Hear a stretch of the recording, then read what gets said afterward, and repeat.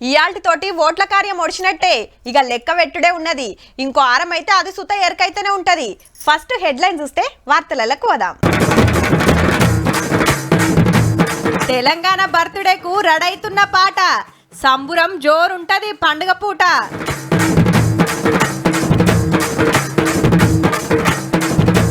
కవితక్క కోసం ఖతర్నాక్ ప్లాన్, అయినా తప్పలేదు సారుకు పరేషాన్.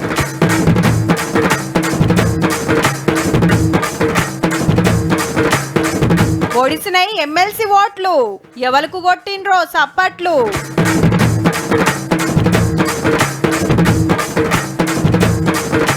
రామన్న ఒడ్ల రాజకీయం, అరుసుకున్న మంత్రి ఉత్తమ్.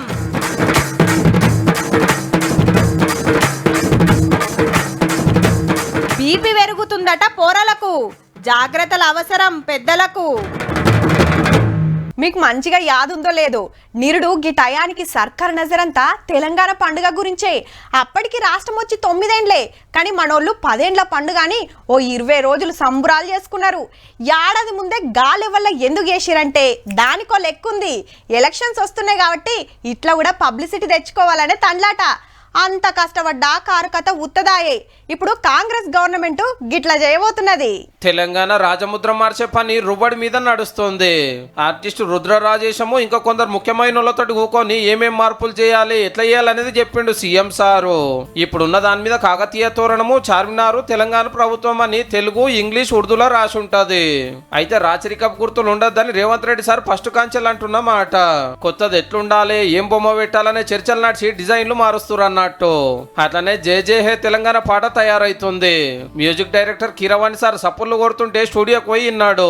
అందశ్రీ సార్ రాసిన పాట 13 నిమిషాలు వస్తుందట. మ్యూజిక్ వచ్చినాక మొత్తం వినిపిస్తారట ముఖ్యమంత్రి సార్ కు. తెలంగాణ బర్త్డే ఈ ఐతారం నాడే. గా దినం రాజముద్రను చూపించి పాటను పబ్లిక్ లకు ఇడుస్తారు. అయితే పాడినప్పుడల్లా 13 నిమిషాలంటే మస్తు లేట్ అవుతుంది కాబట్టి స్కూళ్ళలో వాడుకోవడానికి 2-3 నిమిషాలు వస్తాటు చేస్తారని ప్రచారం నడుస్తుంది. తెలంగాణ తల్లి రూపం కూడా మారుస్తామన్నారు కానీ ఇప్పటికైతే ఏం మతలబ్ బయటకు వస్తలేదు. సంబురాలకు ఎన్నికల సంఘం పర్మిషన్ ఇచ్చింది కాబట్టి సర్కార్ పెద్ద ఆఫీసర్ శాంతి కుమారి మేడం గా పనులు జగబెడుతుంది. ఆల్రెడీ పరేడ్ గ్రౌండ్ లా జవాన్ల లెఫ్ట్ రైట్ పిల్లల కవాతు ప్రాక్టీస్ జోరుగా నడుస్తున్నాయి. సోనియా గాంధీ మేడ అని పిలుస్తున్నారు. తెలంగాణలో వంటల స్టాల్స్, పటాకుల మూతలు, లేజర్ షో ఉంటది. అట్లనే అన్ని సర్కార్ ఆఫీసులకు కలర్ లైట్లతోటి చింగారిస్తారు. చూస్తుంటే తెలంగాణ 10 ఏండ్ల పండుగ ధూమ్ధామ్ అయ్యేటట్టున్నది పో.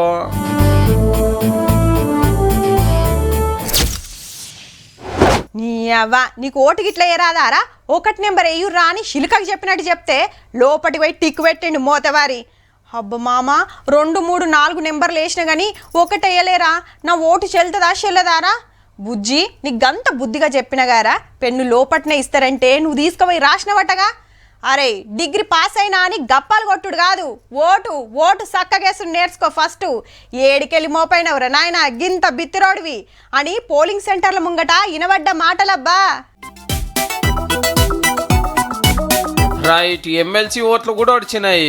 నల్గొండ, వరంగల్, ఖమ్మం జిల్లాల పట్టభద్రులంతా పద్ధతిగా లైన్లు కట్టిరు. పొద్దుగాల 8 గంటల సందే. ఒక్క సీటుకు 52 మంది పోటీ చేస్తున్నారు కాబట్టి న్యూస్ పేపర్ కంటే డబుల్ ఉంటది బ్యాలెట్ పేపరు. సంతకం పెట్టించుకొని ఏల్కింకు రుద్ది పెన్ ఇస్తే సాటుపోయి నెంబర్లు రాసిరంతా. కొందరు ఒక్కలకే వేస్తే కొందరు 2, 3 వేసిరట. ఎక్కువ నచ్చిన వాళ్ళ ఫోటో పక్కకు 1, ఆయన కాకుంటే ఈయన అనుకుంటే 2 ఇట్లా నెంబర్లు వేసుకుంటా పోయారు. యాదాద్రి జిల్లా తుర్కపల్లిలో కాంగ్రెస్ క్యాండిడేట్ తీన్మార్ మల్ల నోటేస్తే హన్మకొండలో బీఆర్ఎస్ రాకేష్ అన్న, బీజేపీ ప్రేమేందర్ అన్నలు ఇంకు రుద్దుకున్నారు. ఉస్మానియా యూనివర్సిటీ గెలవబోతా ఉంది, కాకతీయ యూనివర్సిటీ గెలవబోతా ఉంది, జేఎన్టీయూ ఓపెన్ యూనివర్సిటీ గెలవబోతా ఉంది, మహాత్మా గాంధీ యూనివర్సిటీ గెలవబోతా ఉంది. బిట్స్ పిలాని పని అయిపోయింది. లేలే నేనే గెలుస్తున్నా అంటే నేనే గెలుస్తున్నా అని ఇద్దరు కూడా అంటున్నారు. గత పరంపరనే ఈసారి కూడా కొనసాగుతుందని భారీ మెజార్టీతో నేను గెలవబోతున్నా. ఇది ఒక టర్నింగ్ పాయింట్ లా ఉంటది రాజకీయాల్లో అని. విద్యావంతులు గొప్పవాళ్ళు, వాళ్ళు ఇప్పటికే నిర్ణయానికి వచ్చిళ్ళు. వీటికి ఎక్కడ కూడా లొంగే యొక్క పరిస్థితి లేదు. వాళ్ళు నరేంద్ర మోడీ, ప్రేమేందర్ రెడ్డి అనేది ఆలోచన చేస్తున్నారు. ఎమ్మెల్యేలు కడియం శ్రీహరి, యశస్వని రెడ్డి, పల్లా రాజేశ్వర్ రెడ్డి, జగదీశ్వర్ రెడ్డి, వేముల వీరేశన్ సార్లు ఓటు హక్కు వాడుకున్నారు. పాత ఎమ్మెల్యేలు, కలెక్టర్లు కూడా లైన్లు కట్టారు. మహబాద్లో డిగ్రీ చదివి కొలువురాక ఐస్ క్రీంలు అమ్ముతున్న గీ అన్న ఓటేసిండు. హన్మకొండలో ఓ పోలింగ్ సెంటర్ ముంగట కారోళ్ళు ఆటోలో కూర్చొని సాటుగా పైసలు వంచుతుంటే పోలీసులు దొరికించుకున్నారు.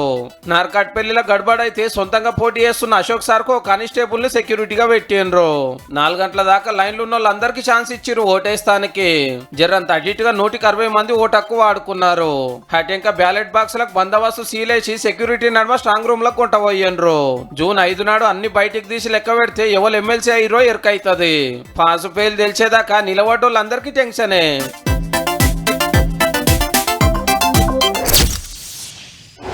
నీయంగానే ఎమ్మెల్యేలను కొనబోయినరా? అమ్ముడు పోతానికి బీఆర్ఎస్ ఎమ్మెల్యేలు తయారుండ్రా ఏంది? మా ఎమ్మెల్యేకు గంతరేట, ఆయనకంత సీనే లేదు. ఏమోరా, నాకెందుకో డౌట్ కొడుతుంది. బ్యారానికి పోయి దొరికినాక ఉల్టా మాట్లాడుతురేమో. గింత రచ్చ అవుతుంటే ఎమ్మెల్యేలు ఎందుకు మాట్లాడతలేరో అని రచ్చబండల కాడ గిమ్ముచ్చట బగ్గైన పడ్డది. అప్పుడు గదేనుల్లా నలుగురు బీఆర్ఎస్ ఎమ్మెల్యేల ఫామ్ హౌస్ కేసు గురించి చెప్తున్నాం. అప్పుడేమైందో ఇప్పుడు క్లియర్ గా తెలుస్తుందబ్బా. ఏమో అనుకున్నాము, ఫామ్ హౌస్ ఎమ్మెల్యేల కేసు వెనకాల పెద్ద కథ నడిచిందట్టుల్లో. ఎమ్మెల్యేలు జంప్ అవుతట్టున్నారని మతలాబందితే ఫోన్లు ట్యాప్ చేసి రికార్డ్ అయిన మాటలు కేసీఆర్ సార్ చేతిలో పెట్టిరట. గప్పుడు చాలు చేసిరట పిలాను. సినిమా రికార్డు చేస్తానికి కావాల్సిన మంచి మంచి కెమెరాలు, మాటలు రికార్డు చేసి అతాలు ఢిల్లీకి వెళ్ళి తెప్పించిరట ఇన్స్పెక్టర్ సాయంతో. మనోళ్ళు వచ్చి కూకంగానే పోలీసులు ఉరికొచ్చిర్రు, వాళ్ళని అరెస్ట్ చేసిర్రు, ఎమ్మెల్యేలను ప్రగతి భవన్ కు పట్టుకొచ్చిండ్రు.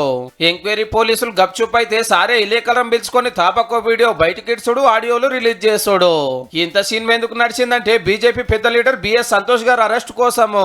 ఎట్లనన్నా చేసి పట్టుకురావాలని పోలీసులు గెదిమితే స్పెషల్ గాలి మోటార్ వేసుకొని కేరళ అయినా దొరకకుంటే మస్తు నారాజ్ అయిందట సారు. గాయన అరెస్ట్ దేనికంటే ఢిల్లీ లిక్కర్ కేసులకు వెళ్ళి కవితక్కను బయట పడేస్తానికి. మీ లీడర్ని ఇడిచిపెట్టాలంటే మా బిడ్డ మీదకి కేసు రావద్దని సెంటర్ వాళ్ళని బెదిరిద్దాం అనుకుండాట.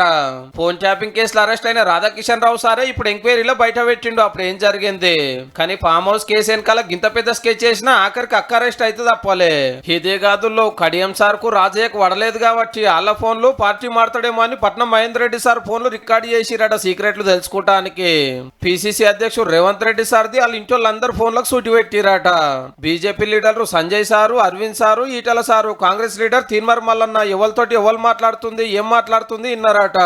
బీఎస్పీలు ఉన్నప్పుడు నా ఫోన్ ట్యాప్ చేస్తున్నారని ఎన్నో మాటల గరమైన ప్రవీణ్ కుమార్ సారు ఇప్పుడు కారు ఎక్కినాక గిట్ల అనవట్టే. ఫోన్ ట్యాపింగ్ వ్యవహారం అనేది దేశ భద్రతకు సంబంధించిన విషయం. దాని మీద నేను ఎలాంటి పబ్లిక్ స్టేట్మెంట్ చేయను. సన్నాలకు 500 బోనస్ ఇస్తామని గవర్నమెంట్ చెప్తే దొడ్డొడ్లకు కూడా ఇయ్యాల్సిందేనని బీఆర్ఎస్. మొదలు సన్నాలతోని చాలు చేస్తున్నాం, అటెనక అన్నిటికి ఇస్తామని వాళ్ళు, ఫస్టే అన్నిటికి ఇయ్యాలని వీళ్ళు. వరేస్తే ఊరే అన్నోళ్లకు రైతుల మీద గింత ప్రేమ ఎట్లొచ్చిందని గవర్నమెంట్. అప్పట్లో అన్నదాతలను ఆదుకున్నదే మేమని కారోళ్ళు. ఇక ఇప్పుడు కొత్తగా ఒడ్లు కొనే కాడ గీలడాయి నడుస్తుంది. ఢిల్లీలో అక్కడ ఉండే కాంగ్రెస్ పెద్దలకు, అక్కడ ఉండే వారికి పంపకాలు, సూట్ కేసులు మోయడం, ఇవన్నిట్లో బిజీగా ఉన్నారు. ధాన్యం కొనుగోలు కోసం బయటనేమో కొనుగోలు విషయం మాట్లాడి లోపల రూమ్ లో పోయి వాళ్ళ భూముల విషయం మాట్లాడే సంస్కృతి కూడా మాది కాదు. సీక్రెట్ దందా చేసి ఒక 1000 కోట్ల రూపాయల కుంభకోణం ఈరోజు నేను నిర్దిష్టంగా చేస్తున్న ఆరోపణ. 1000 కోట్ల అనేది కుంభకోణం. అసలు ప్యాడీ లిఫ్ట్ అయిందే వాల్యూ 200 కోట్లు ఇప్పటి వరకు. ఈ స్కామ్ లో మాత్రం ఇక్కడ తెలంగాణలోని కాంగ్రెస్ పెద్దలకే కాకుండా ఢిల్లీ పెద్దల దాకా కూడా హస్తం ఉందని చెప్పి బీఆర్ఎస్ కి బీజేపీకి వాళ్ళు చుట్టూ చేరింది డిఫాల్టర్ రైస్ మిల్స్ వాళ్ళ చుట్టూ చేరి వాళ్ళ ద్వారా ఈ రోజు వాళ్ళు మాట్లాడిస్తున్నారు. గత ప్రభుత్వానికంటే 20% ఎక్కువ ఇన్కమ్ రాష్ట్రానికి వచ్చింది. ఆ కేంద్రీయ బండార్ అనే సంస్థ దానికోసం రూల్స్ రిలాక్స్ చేసి బ్లాక్ లిస్ట్ లో ఉన్నదాన్ని తీసేసి తొలగించి, బ్లాక్ లిస్ట్ చేసింది మీ ప్రభుత్వంలో, బ్లాక్ లిస్ట్ తీసేసింది మీ ప్రభుత్వంలోనే. మేము ప్రభుత్వం ఏర్పడే నాటికి వాళ్ళకి బ్లాక్ లిస్ట్ లేదు. 90 రోజులు పూర్తయినా డబ్బులు చెల్లించలేదు, స్టాక్ లిఫ్ట్ చేయలేదు. దీని వెనకాల ఏం జరుగుతోంది మరి? ధాన్యం కొనుగోలు విషయంలో గత ప్రభుత్వం కంటే మేము ముందు మొదలు పెట్టినాం, ఎక్కువ కేంద్రాలు ఓపెన్ చేసినాం, ఎక్కువ కొనుగోలు చేసినాం. రాష్ట్ర వ్యాప్తంగా 4-5 రోజుల్లో రైతులకి పైసలు అందే విధంగా చేసినాం. సన్నబియ్యం ధర కేవలం 42 నుంచి 45 రూపాయల మధ్యలో ఉంది. 42 రూపాయలకు మీరు ఇవ్వండి, మీరు ఎంత సన్న బియ్యం ఇస్తే అంత సన్న బియ్యం ఈ ప్రభుత్వం కొనుగోలు చేస్తుంది. అబ్బా ఇవాళ ఏమైతుందో వాళ్ళేం అడుగుతారో, మేడం ఏం చెప్తుందో, అటెనక ఏమైతుందో అనుకున్నారు అంతా. కానీ ఏడున్నది గాడనే ఉన్నది. ఇంచు సుతం ముంగడి గదలలే కేసు లేకుంటేనా ఇలా సోషల్ మీడియాలా మేడం ట్రెండింగ్లు ఉండేది పక్క. ఇంకా ఊరిచ్చుడొద్దు గాని వార్తలకు పోదాం పాండ్రి. పాపం బెంగళూరు కేసు బెంగ పట్టుకున్నట్టుంది ఏమక్కకు.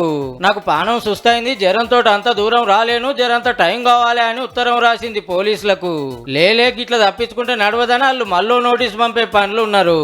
ఆరం కిందట బెంగళూరు రేవు పార్టీలో డ్రగ్స్ వాడుతురని తెలిసి పోలీసు వాళ్ళు ఉరికొచ్చి దొరికించుకున్నారు. అందరికి టెస్టులు చేస్తే 86 మంది డ్రగ్స్ గుంజినట్టు తేలిందట. అప్పుడు హేమ మేడం పేరు బయటకు వస్తే చేళ్ళంతా జూటా, నేను హైదరాబాద్ లోనే ఉన్నా, నేను అసొంటి దాని కాదు అని ఖతర్నాక్ వీడియో పంపి డ్రామా షురూ చేసింది. ఓ దిక్కు డ్రగ్స్ కేసులు ఉందని చర్చ నడుస్తుంటే దాన్ని మత్పరిస్తానికి బిర్యానీ ఎట్లా వండాలో నేర్పే కార్యం ముంగటేసుకుంది. ఎంత యాక్టింగ్ చేసినా బ్లడ్ శాంపిల్ డ్రగ్స్ దొరికే వరకు ఇలా ఎంక్వైరీకి రావాలని నోటీసులు పంపితే నాకు జ్వరం వచ్చింది ఇప్పటింతలా రాను అనబట్టే ఆ దినంకి వీడియో పెట్టకున్నా అయిపో, ఇంత రచ్చ కాకపోతుండే. అయినా ఇంత దానికి గంత పరిశాన్ ఎందుకక్క? డ్రగ్స్ ఇంటర్వ్యూలు ఇచ్చిన మనోళ్ళు బొచ్చడు మంది ఉన్నారు. ఓ పరి కలిసి పోలీసులు ఏం క్వశ్చన్లు అడుగుతారు, మనం ఏం ఆన్సర్లు చెప్పాలనేది తెలుసుకుంటే అయిపోయేదానికి.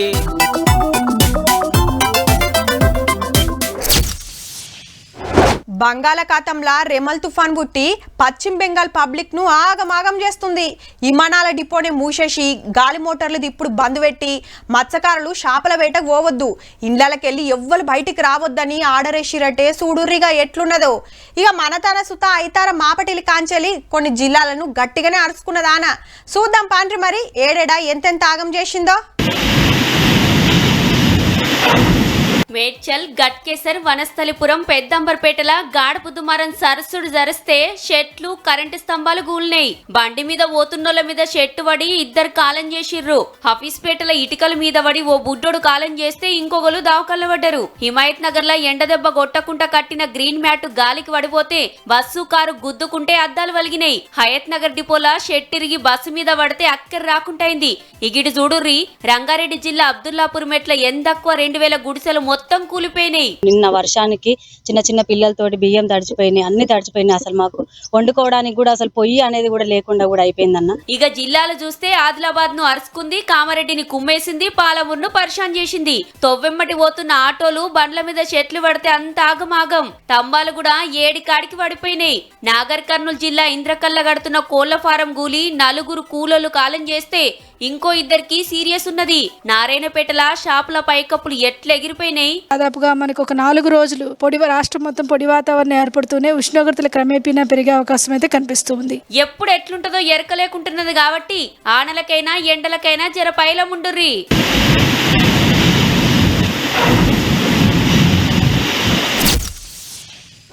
వాళ్ళు సుతం మన సొంటోళ్ళే, వాళ్ళకు సుతం మన లెక్కనే మాటలు వస్తాయి. కానీ పక్క పొంటోళ్ళు మందలిచ్చిన సుతం మాట్లాడరు. ఒకళ్ళ మాట్లాడాల్సి వస్తే జరసేపు ఆగి నమ్ములుడు అయిపోయినాక ఆ చెప్పు ఏమో అంటున్నావు అంటారు. అర్థమయ్యే ఉంటది అన్నలకు. హౌ దవుడకు పానో గుట్కానో ఉంటది కాబట్టి సగం సగమే మాట్లాడుతుంటారు. హగో గసంటోళ్ళంతా జర మంచిగా నలగ్గి ముచ్చట. ఆరోగ్య తెలంగాణ కోసం గొట్టు రూల్ తెచ్చింది మన సర్కారు. ఈ కాంచి పొగాకు, గుట్కాలు, పాన్ మసాలాలు అమ్ముడు బంధు, తయారు చేసుడు బంధు. ఏమైతుందని లాపర్వ చేస్తే కేసులు పెడతారు, ఫైన్లు రాస్తారు, అవసరం అయితే జైల్లో పెడతారు కూడా. తెంపు లేకుండా నవిలి పాడైతే అడ్డమైన క్యాన్సర్ బీమారి మోపైతుంది. మరి కాశీలో 155 మందికి పొగాకు చేయబట్టే క్యాన్సర్ వచ్చిందని తేలిందట. మన కడగా పరిస్థితి రానియొద్దానికి ఇట్లా కట్టడి చేస్తుర్రు అన్నట్టు. మనోళ్ళు తక్కువ నవ్వులుతారా? మళ్ళా దినం 10-20 గుట్కాలు బుక్కెటోళ్ళు ఉంటారు. పొద్దుగా లేవంగానే ఓటి, సాయ తప్పరిచ్చినాక కోటి, టిఫిన్ చేసినాక కోటి, బువ్వ తిన్నాక, స్నాక్స్ తిన్నాక, రాత్రి బువ్వ తిన్నాక ఇట్లా మందు గోళీలు వేసుకున్నట్టే ఉంటది కథ. పని చేసుకుంటా నవ్వులే, ఏ పని లేకున్నా నవ్వులేనాయే. గీతీర్ల నవ్వినాక బీమార్లు రావా? ఏం నవ్వులు రా, అది పనులన్నీ ఖరాబ్ కాగానే అవ్వయ్య చెప్తే ఇనుడే లేదా, పెద్దోళ్ళు చెప్తే నీకెందుకంటారా, తోటోళ్ళు చెప్తే మాగసాల్తీ అని ఎడ్డిస్తారా. ఓ ఏడాది దాకా గుట్కాలకు దూరం చేస్తే అటెన్క పురాగా మాంటారని సర్కారు ఆపోచన కావచ్చు. నలిసి ఉన్నోళ్ళైరి అంత అల్కగా మానలేరు గాని పానం కాపాడుకుంటానికి మానాల్సిందే. లేకుంటే చెప్పున ఫోటోకు దండపడే డేంజర్ ఉంది సుమా.